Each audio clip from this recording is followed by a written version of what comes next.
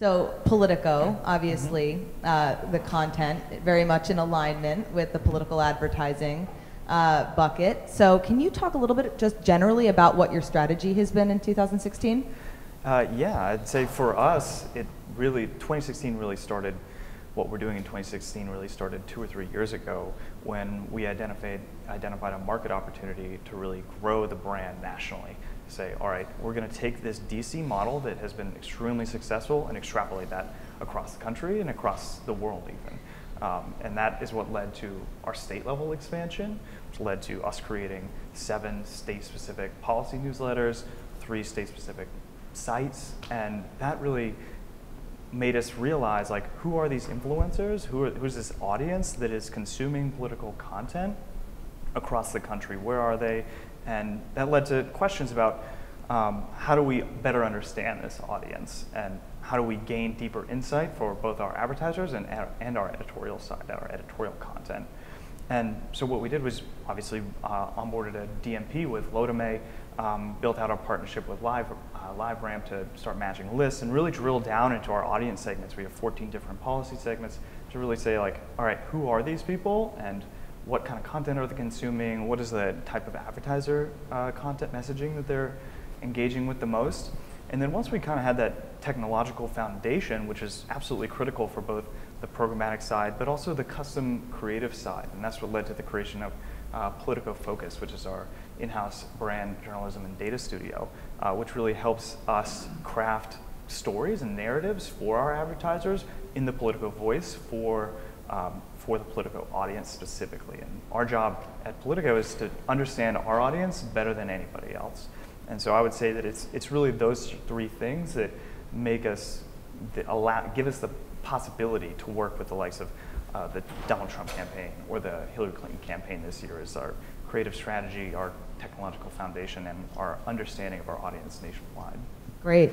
Do you think that buyers think and look at political content differently and how they're advertising on political content versus, let's say, local news? I think they do. I think that traditionally, I think there's kind of a misconception that political content is not the best platform to really advertise a political campaign. And here at Politico, we actually completely disagree with that. We think we've conducted our own qualitative research to really understand, like, who are these readers, and it turns out that 60% of our audience is actually undecided on specific policy issues. They're reading political content to get educated, to learn and form their opinions about policy content. 30% of those readers are undecided voters. So that platform that is the perfect opportunity to insert a brand's message as these readers are making up their minds about what they're going to do in November. Great. So not everyone in this industry has kind of served on both sides, right? A lot of us, I've always been on the publisher side, so yeah. I'm a one-trick pony.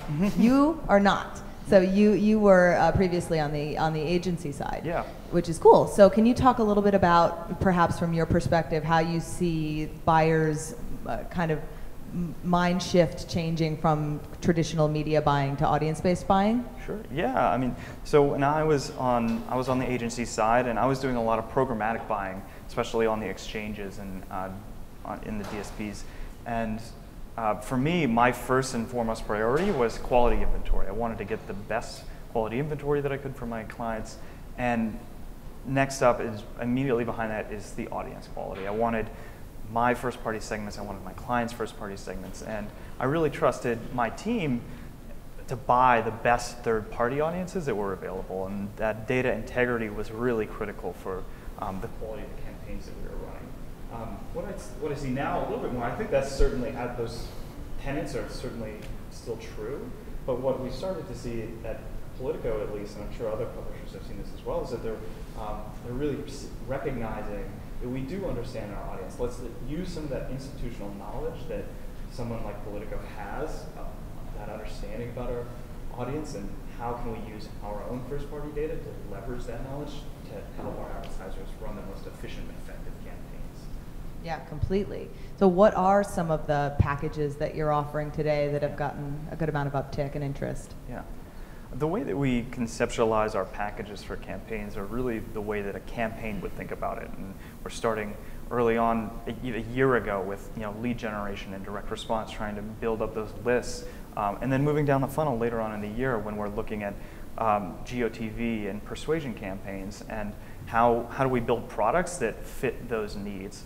And so that goes from different PMP campaigns, so segmenting our audience in ways that those advertisers want access, but then also being flexible and being able to understand, like, all right, let's help our advertisers understand what is the best content that makes sense for them. Where are these readers coming from, and when and why are they on Politico at this certain time, and building products out that help align with those needs. And then from there, going down the line to like our Stadium Moments opportunities, which is really an understanding of how people consume content around the election, around debates, around these key moments throughout the year, where there's this massive tune-in factor, and how it makes sense for a campaign to really insert their message as people are watching the debate, and they're using that second screen online to read Politico and read that kind of updated analysis, that play-by-play.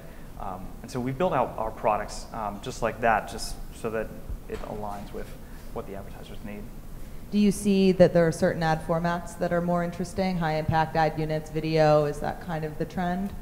Yeah, absolutely. I think that we've seen, Politico has traditionally been seen, I think, as a newsletter publication. This has been our bread and butter, but we've seen tremendous effectiveness around traditional banner messaging, and especially with high impact, we've developed custom units that we've just recently, in the last year or two, made available to advertisers, and we've seen a lot of success with that. And then being able to monitor those campaigns throughout and drive down eCPAs for folks.